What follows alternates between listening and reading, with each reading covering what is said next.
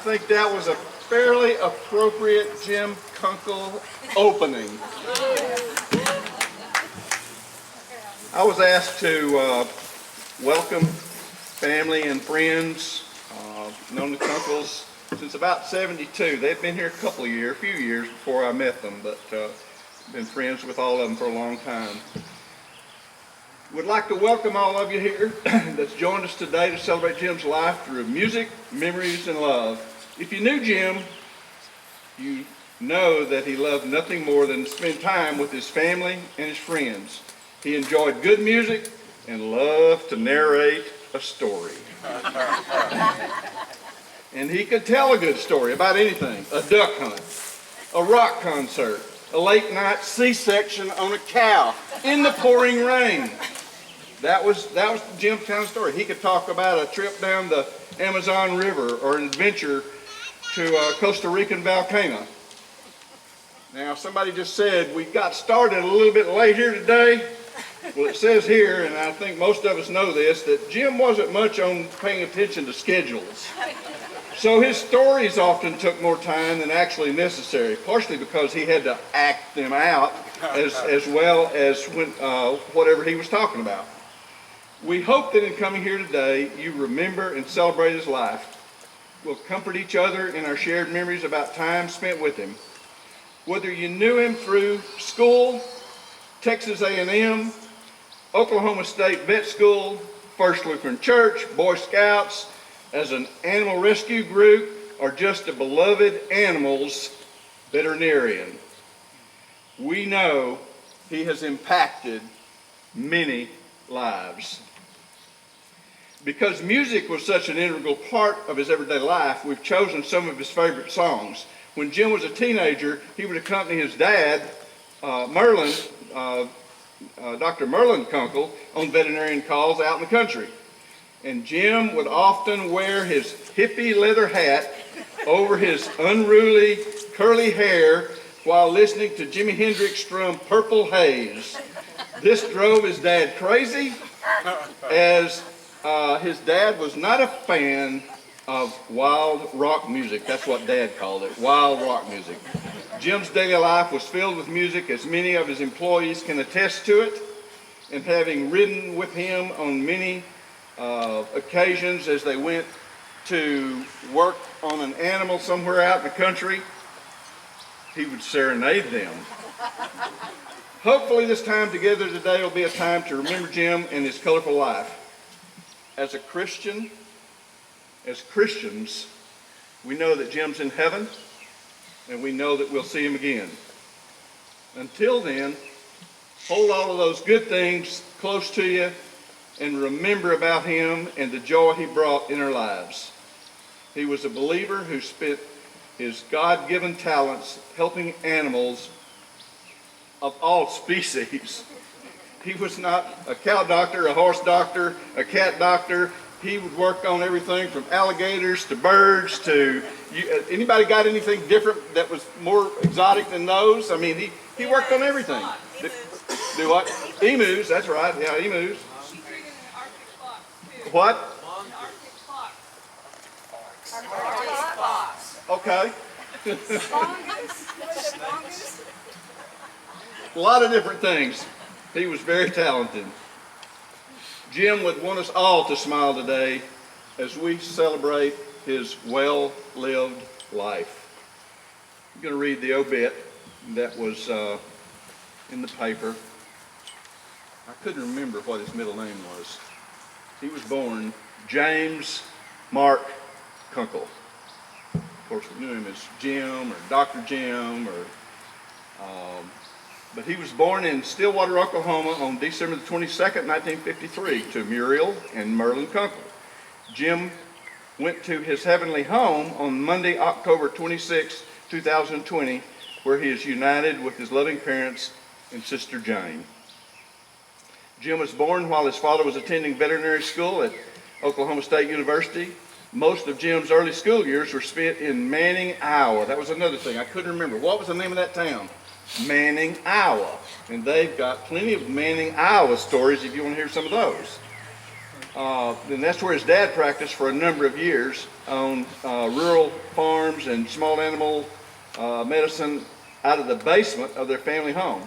Naturally, having been brought up around animals of all kinds, Jim knew from the very young age that the veterinary medicine would be his calling. In 1968, the family moved to Texarkana, Texas, and we've all been blessed by that move, where Jim finished high school from Texas High in 1972.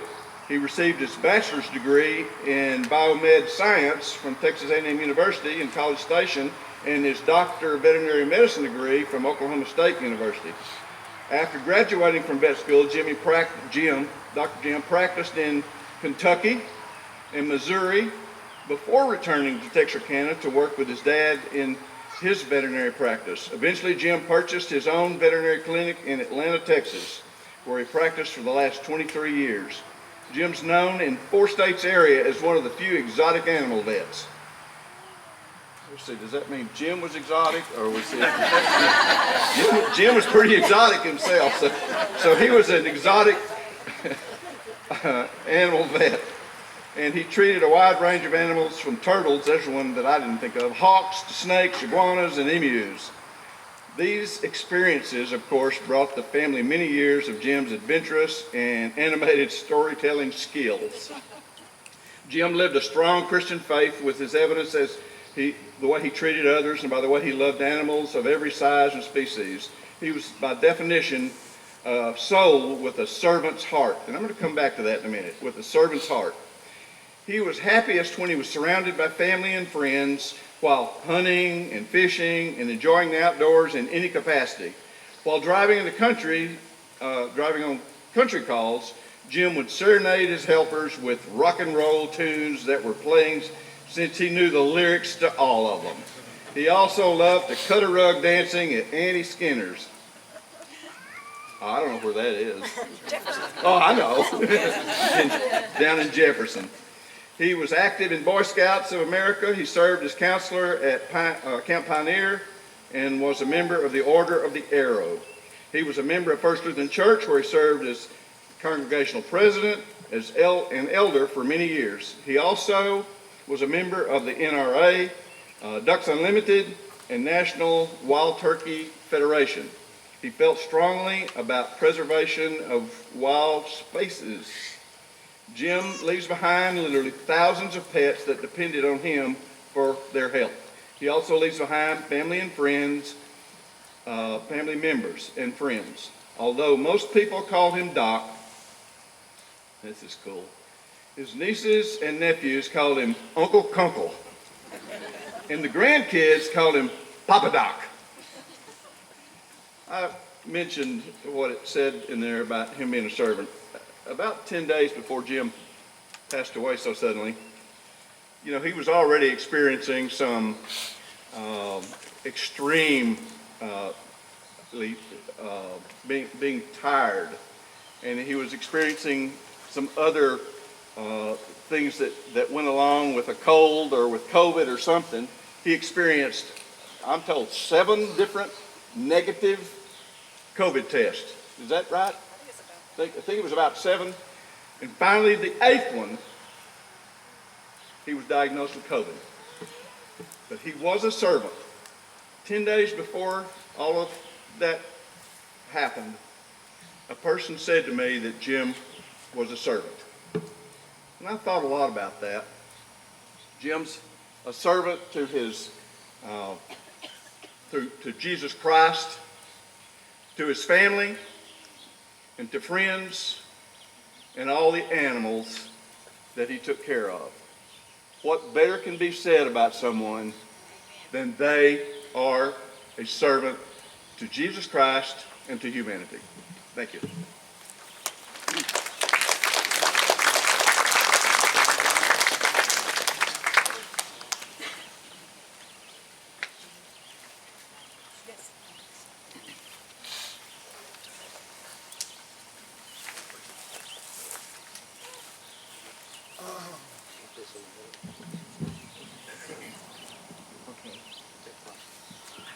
Like I'm eating it. Okay, I'm Bev Schrader, and I am the fourth sister. If you're wondering, you read about another sister, I'm that one. I'm going to read what Julie wrote about Jim. It's Jim loved. It would be impossible to condense Jim's life into a cliche-laced tribute. So I've chosen to create a sort of list that embodies the life he lived, simply titled Jim Loved. Jim loved his Christian faith and the Lutheran Church that shaped him from his baptism in the spring of 1953. He went from being an acolyte in Manning, Iowa, to an elder of First Lutheran Church in Texarkana. He accompanied his mom to church for the last years of her life and enjoyed sitting with their new pew partner, Tommy Brunnett. Jim loved his family. He was the firstborn of Doc and Muriel, the only boy of the Kunkel Jays. His father's love of animals and veterinary medicine influenced Jim's career path at an early age. They were hunting, fishing buddies, and graduates of the same vet school. Jim and his mom Muriel had a close relationship, especially in later years, when they traveled the world together. They visited 3 different continents and shared many wonderful experiences together. Jim loved his 3 sisters, Jane, his first sister, who he called Pooch, with whom he had a special bond. They were both outdoor enthusiasts that would rather float a river, travel, and sleep in a tent than spend time in a posh resort. His second sister, Jean, who he called Weenie, shared a deep connection with all animals of all kinds, along with rock and roll music and concerts that they attended together. His third and final sister, Julie, who he called Big Tuffy, spent lots of time floating rivers together and attending sporting events with her children. Jim had 2 brothers-in-laws with whom he spent lots of time. Alan was Uncle Al, the kiddies' pal, and they enjoyed fishing and talking trash about college football, Aggie versus T-Sip. He called his other brother-in-law Marcus Pateropoulos. They spent lots of time hunting ducks together in local duck leases. Jim loved his nieces and nephews, who adoringly called him Uncle Kunkel. He had a nickname and special connection to each. Emily was Gator Bait. Jim essentially served as her father for most of her life and later enjoyed spending time with her 2 children, Will and Drew. Gran's nickname was T-Sip, and Jim loved sharing the University of Texas and Texas A&M rivalry with him. Gabriel's nickname was Game Eyes because he always saw wild animals before anyone else. They shared a love for all creatures slimy. Hannah was Garbait. He loved to attend Hannah's soccer games, and they shared the love of their alma mater, Oklahoma State University. Go Pokes! Connor was just his hunting buddy. Connor shot his first duck with Uncle Kunkel on the Welch place next door to here. Connor has been hooked on duck hunting ever since. They also shared ultra-conservative political views. Eli was Jim's last and youngest nephew. They enjoyed fishing and talking about Bob Dylan and all of his life's history. Jim loved Bev, his longtime babysitter sister, who he could terrorize with garter snakes that he kept in a fishbowl close to her bedroom. And he did. She began as just a sitter for the 4 Kunkel kids, but soon became one of the family. Jim loved Galen, the brother he never had. They hunted everything, fished for everything, and ran cattle together. They also shared a love for the Oklahoma State Cowboys. Jim loved all of his special friends. He had many that he spent time with. Linda Lou was one of those. She always brought her pets from Dallas to Jim's clinic to be treated. She also got wrangled into going out on a call on New Year's Eve to work on a cow while wearing very expensive leather boots.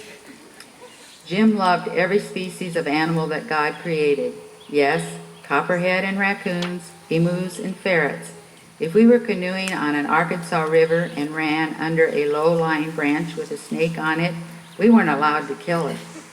In his practice, he treated dogs, cats, ferrets, snakes, turtles, fish, emus, donkeys, horses, monkeys, squirrels, swans, and bobcats. Jim loved all of his clients' animals, whether it was a poodle or a donkey.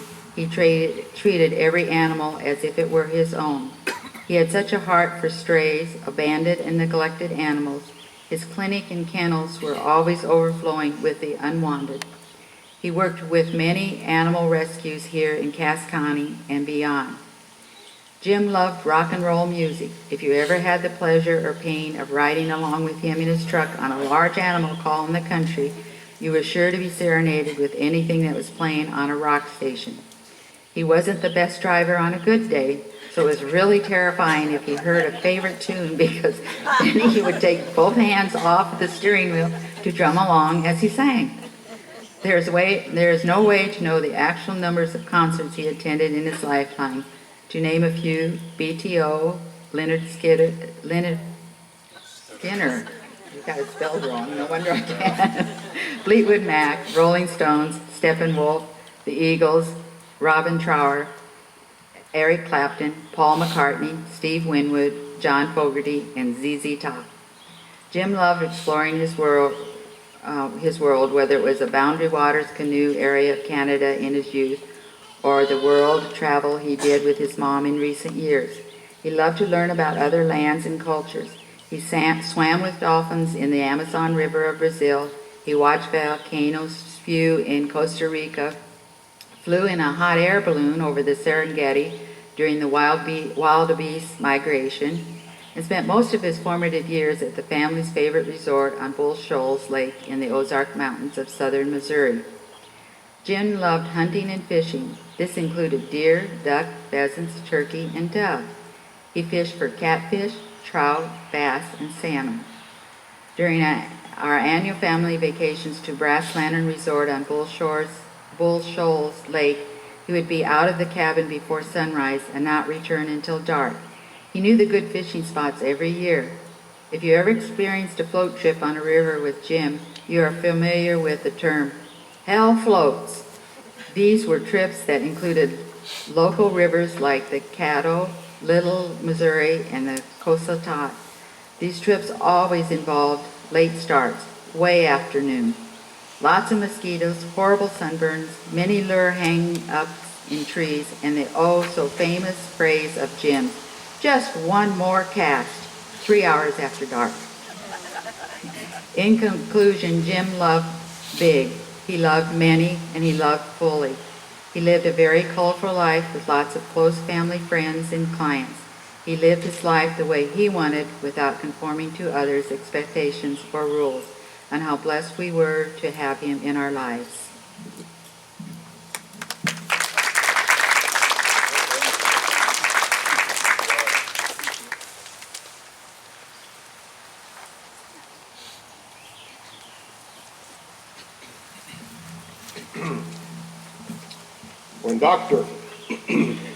When Dr. Daniels retired, I'm sure a lot of you were like we were.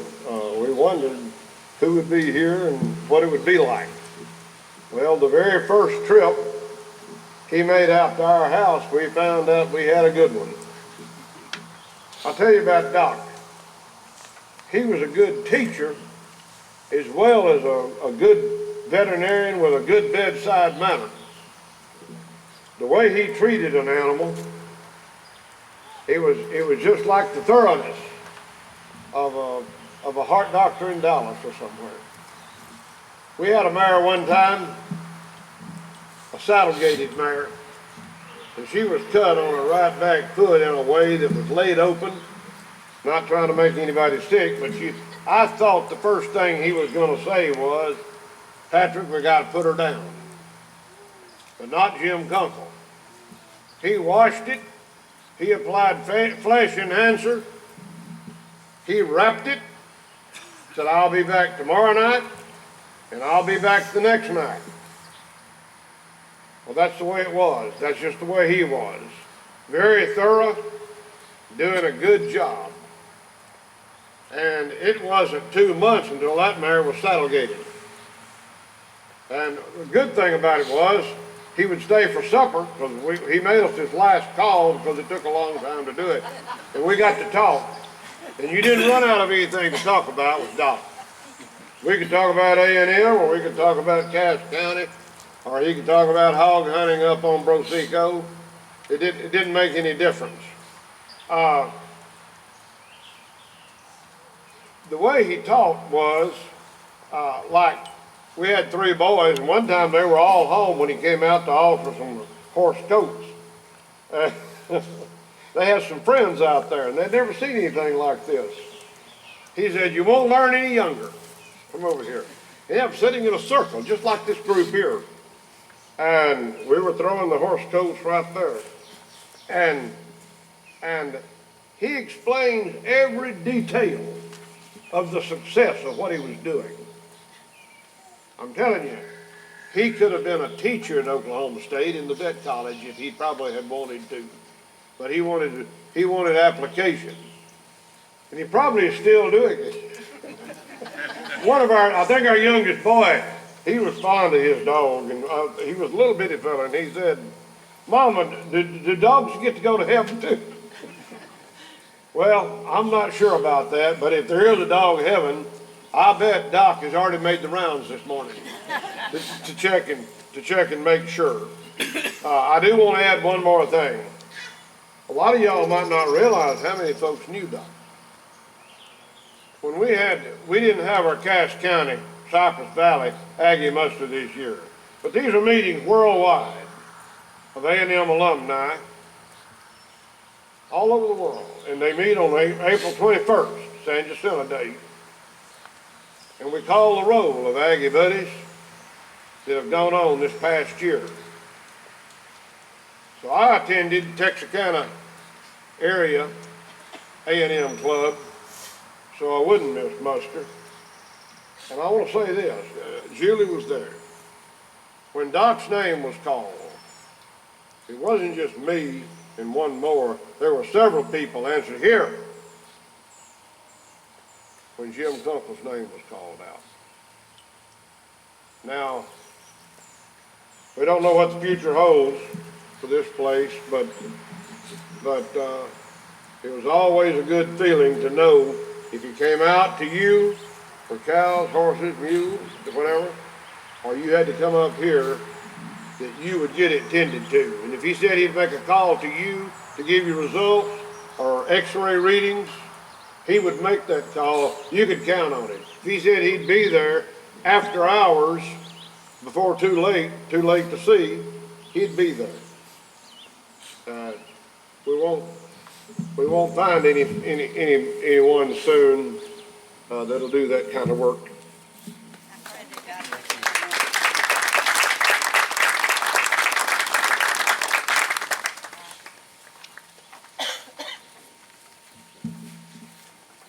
Well, it's been a wonderful day. What a celebration. I can't imagine that we could have had a more beautiful day than this to celebrate the wonderful life of a wonderful man. Wayne didn't know his middle name. I didn't know his dad's first name. I thought his first name was Doc. I grew up with. Makes sense to me.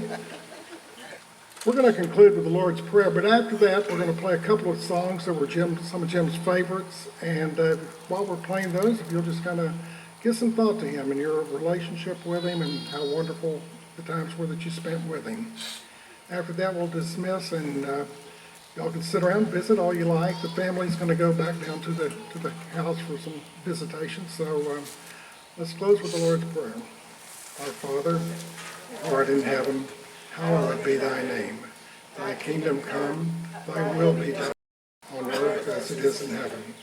Give us this day our daily bread, and forgive us our trespasses, as we forgive those who trespass against us.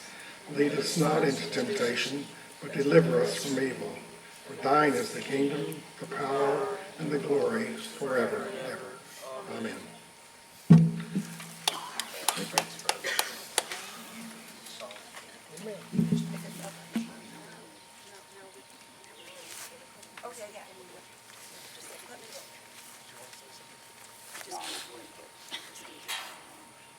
Jane, just do that and we'll keep our